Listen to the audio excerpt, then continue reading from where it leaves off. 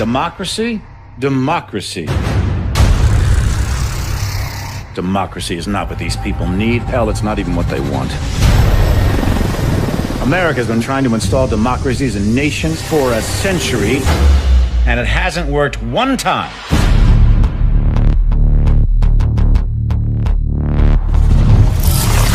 These countries don't have the most basic building blocks to support a democracy. Little things like we ought to be tolerant of those who disagree with us. We ought to be tolerant of those who worship a different God than us. That a journalist ought to be able to disagree with the president. And you think that you can just march into these countries based on some fundamentalist religious principles, drop a few bombs, topple a dictator, and start a democracy?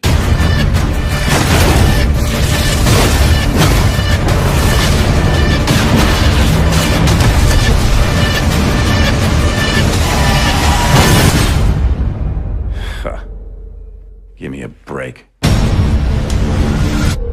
People don't want freedom. They want boundaries, rules, protection from invaders and from themselves. People need a leader who can give them both the support and the constraints to keep chaos at bay.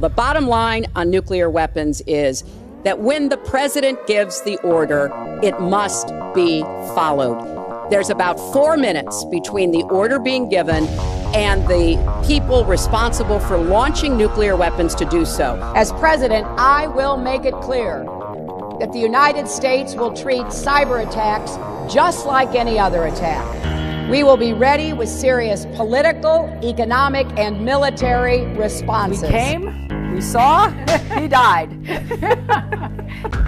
With her, you'll end up in World War III. I want the Iranians to know that if I'm the president, we will attack Iran. Right now, Senator, for us to control all of the airspace in Syria would require us to go to war against Syria and Russia.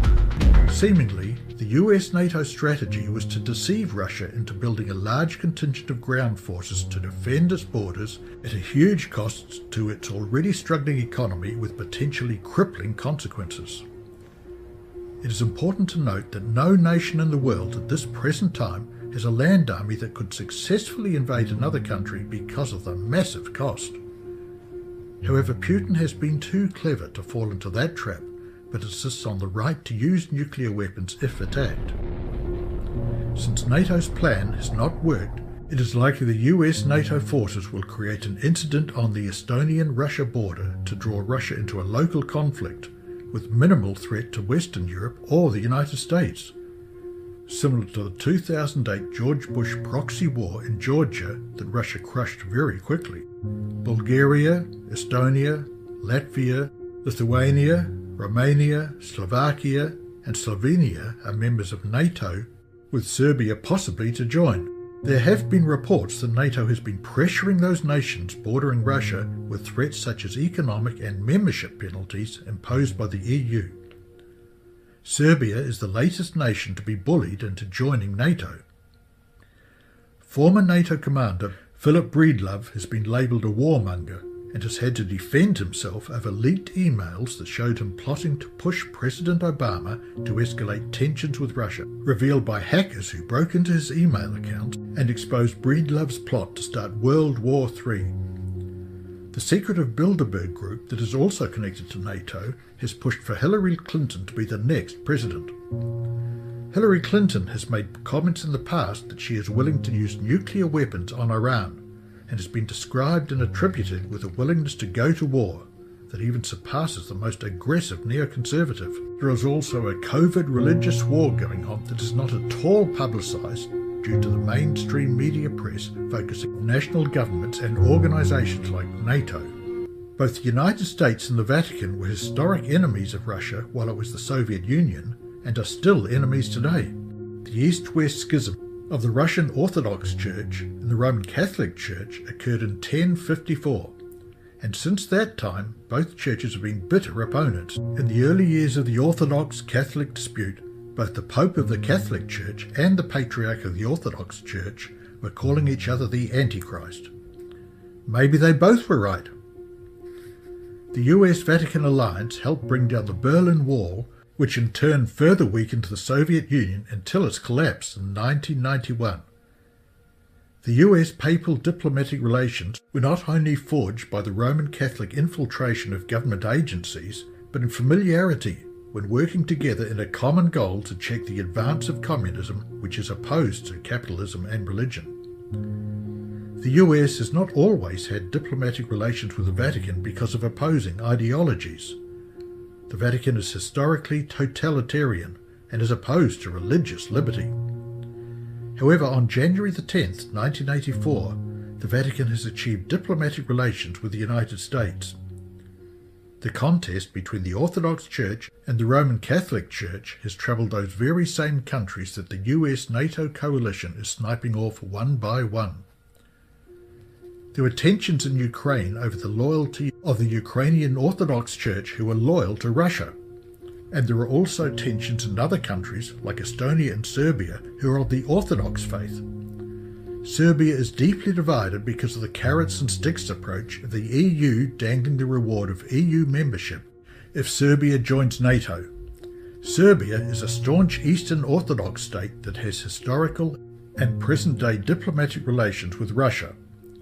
The annexation of Crimea is another controversy, with the Crimean population voting to be annexed by Russia, the majority of civilians in Crimea of the Russian Orthodox faith. The saga continues between the US-Vatican alliance versus the Orthodox Russian Federation. In a letter dated 22 January 1870, Mazzini wrote to Pike. Now, Albert Pike is this high mason who wrote the manual, if you like, of Scottish Freemasonry. He said the following: "We must allow all of the federations to continue just as they are. It must appear as things are as they were in the beginning, with their systems, their central authorities, and diverse modes of correspondence between high grades of the same right, organized as they are at present, but we must create a super right, which will remain unknown, to which we will call those Masons of high degree whom we shall select. With regard to our brothers in Masonry, these men must be pledged to the strictest secrecy. Through this supreme right we will govern all Freemasonry, which will become the one international center, the more powerful because its direction will be unknown." Now, Albert Pike wrote a letter to Mazzini, and that was dated August 15, 1871, in which he propagated that there should be a world order, a one order where all nations are under the control of one central organization. And in order to achieve this, they planned, and there are numerous quotes for this, so I've put a number on the screen because some will say, I don't trust this, I don't trust that, I don't trust the other. Here are references down there. There are references up there. There will be references in other slides, so it comes from different sources. He said, and this was, by the way, on display in the British Museum and could be seen there until it was taken away.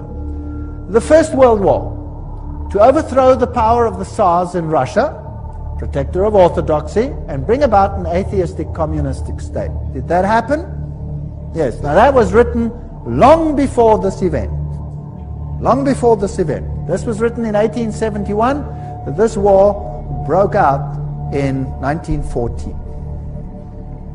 The Second World War, that's also written long before the event, to originate between Great Britain and Germany, to strengthen communism as antithesis to the Judeo-Christian culture, and bring about a Zionist state in Israel. Did it achieve this objective? Yes. In fact, after this war, Israel, in its present form, was reinstated under the protection of Britain. And then, interestingly enough, a Third World War, a Middle Eastern war involving Judaism and Islam and spreading internationally. That's fascinating. Is that on the cards? What do you think? Certainly sounds like we are on track. Well, here's another quote, just in case people don't like that quote. Mazzini with Pike developed a plan for 3 world wars so that eventually every nation would be willing to surrender its national sovereignty to a world government. The first war was to end the Tsarist regime in Russia, the second to allow the Soviet Union to control Europe, the Third World War was to be in the Middle East between Muslim and Jews and would result in Armageddon. Interesting. Now, how were they going to do it? Let's read what Albert Pike wrote about these wars and how they were going to be unleashed. He wrote, quote, "We shall unleash the nihilist and the atheist," so the destroyer and the atheist, "and we will provoke a formidable social cataclysm which in its horror will show clearly to the nations the effect of absolute atheism. Origin of savagery and the most bloody turmoil. Then everywhere the citizens obliged to defend themselves against the minority of revolutionaries will exterminate these destroyers of civilization, and the multitude, disillusioned with Christianity, will receive the pure light through the universal manifestation of the pure doctrine of Lucifer. The destruction of Christianity and atheism, both conquered and exterminated at the same time."